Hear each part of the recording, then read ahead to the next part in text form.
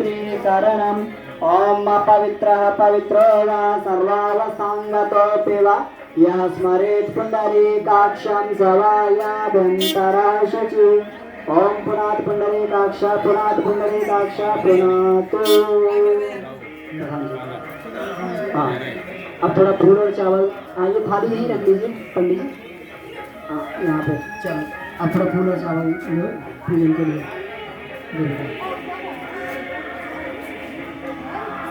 ओम कलश भगवान का पूजन करते हैं।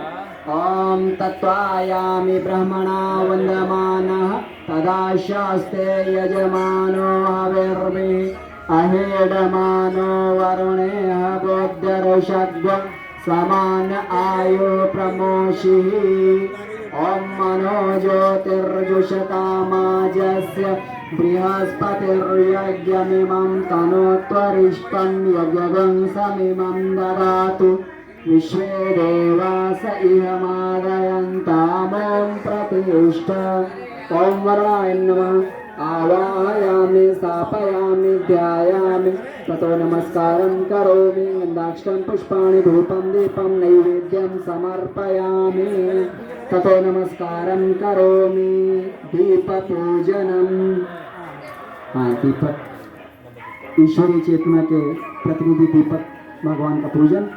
ओम अग्निर्ज्योतिर्ज्योतिरग्नि स्वाहा सूर्य ज्योतिर्ज्योति सूर्य स्वाहा अग्निर्वर्च ज्योतिर्वर्च स्वाहा सूर्योवर्च ज्योतिर्वर्च स्वाहा ज्योति सूर्य सूर्य ज्योति स्वाहा। ओम ज्योति पुरुषाय नमः आवाहयामि स्थापयामि ध्यायामि गन्धाक्षतं पुष्पाणि धूपं दीपं नैवेद्यं समर्पयामि। हाँ इसके बाद गुरु सत्ता का आवाहन करेंगे। परम पूज्य गुरुदेव तस्मै श्री गुरवे नमः।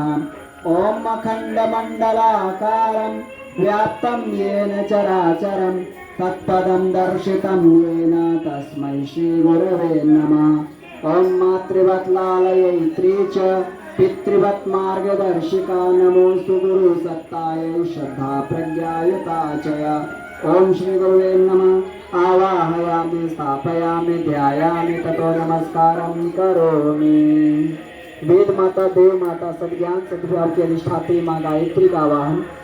ओम माया तो वरदे देवी त्र्यक्षरे ब्रह्मवादिनी गायत्री छंदसां माता ब्रह्मयोने नमोस्तुते। ओम श्री गायत्र्याय नमः आवाहयामि स्थापयामि ध्यायामि ततो नमस्कारं करोमि। ओम सुता मया वरदा वेद माता प्रचोदयन्तां पावमानि द्विजानाम् आयुः प्राणं प्रजां पशुं कीर्तिं द्रविडं ब्रह्मवर्चसं मह्यं दत्त्वा व्रजत ब्रह्मलोकं माम्। इसके बाद समस्त देव शक्तियों का उनका आतिथ्य सत्कार पूजन करेंगे। पुष्पाक्षर दे दें। भगवान अतिथि बनकर हमारे घर आए हुए हैं। आइए इस साधन सामग्री द्वारा उनका पूजन सत्कार करने के लिए जा रहे हैं स्वभाव से। ओम सर्वेभ्यो देवेभ्यो नमः। जलं गन्धाक्षतं पुष्पाणि धूपं दीपं नैवेद्यं समर्पयामि ततो नमस्कारं करोमि। हाथ जोड़कर आइए उस विराट ब्रह्म को सिया राम में सब जग जानी भाव से प्रणाम करते हैं। ओम नमो स्वनंताय सहस्रमूर्ते सहस्रपादाय शिशिरोरुभावे सहस्रनाम्ने पुरुषाय शाश्वते सहस्रकोटि युगधारिणे नमः। इसके बाद आरती करवा देंगे।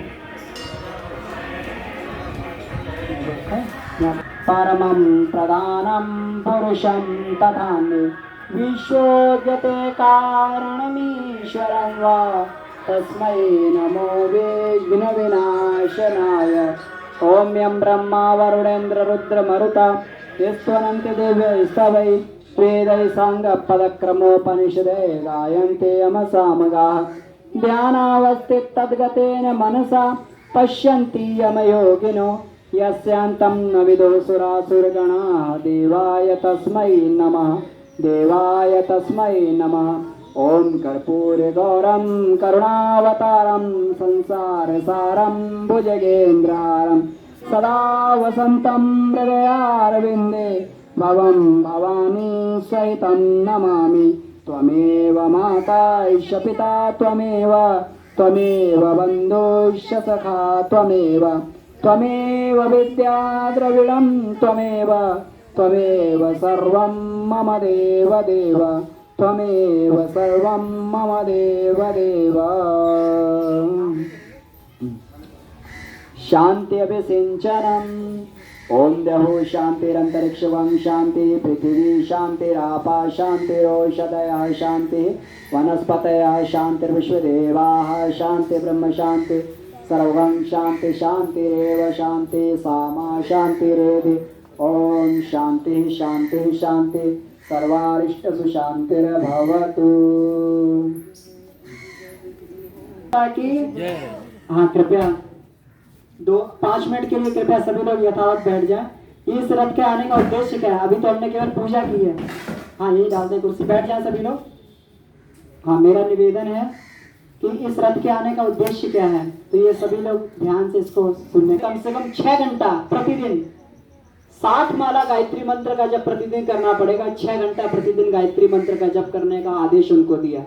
इतने मात्र से नहीं, साथ में उन्होंने कहा तुम्हें अपने आहार संयम के लिए एक गाय को जौ खिलाकर और उसके गोबर में जो जौ निकलेगा उस जौ की रोटी बनाकर और गाय की छाछ से खाना है। 24 साल तक तुम्हें इसी पर निर्वाह करना है।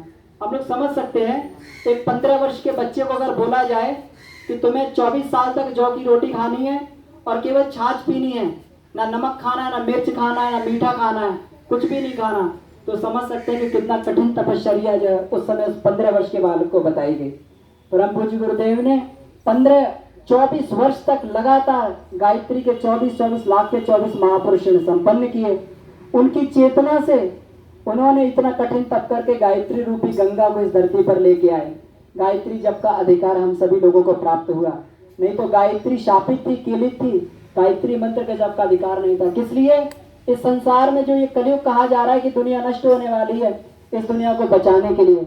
अगर इस दुनिया को बचा सकता है तो आदि शक्ति गायत्री ही बचा सकती है।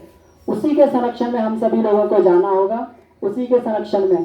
तो परम पूज्य गुरुदेव ने जो दीपक जलाया था, उस दीपक की 1926 में जो जलाया गया था, 2026 में अगले वर्ष इसकी पूर्णाहुति तो शताब्दी मनाई जा रही है। वंदनीय माता जी का जन्म दिवस, उनका जन्म दिवस के 100 वर्ष पूरे हो चुके हैं, तो जन्म शताब्दी उनकी मनाई जा रही है।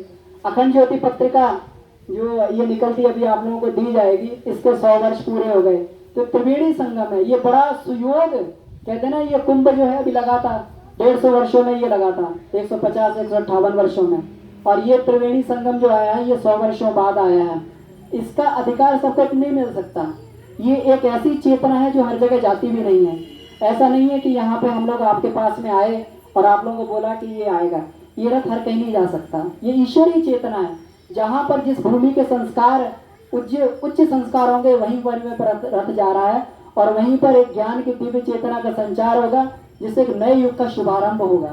तो एक नए युग का शुभारंभ है। हम सभी लोग जो है उस नए युग के शुभारंभ की आगमन की तैयारी करें। हम सब लोग उस गायत्री चेतना को जो धरती पर आ गई है, अपने आप को उसके साथ में जोड़ें।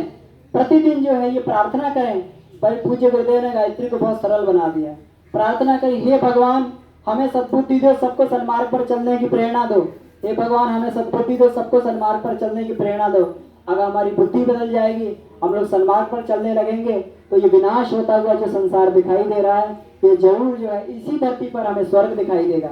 इस स्वर्ग की ये गंगा जहाँ पर ये अवतरित हो रही है, इसी गंगा में स्नान करने का हमें अनुपम सौभाग्य मिला है। आप सभी का बहुत बहुत आभार। आप सभी ने समय दिया।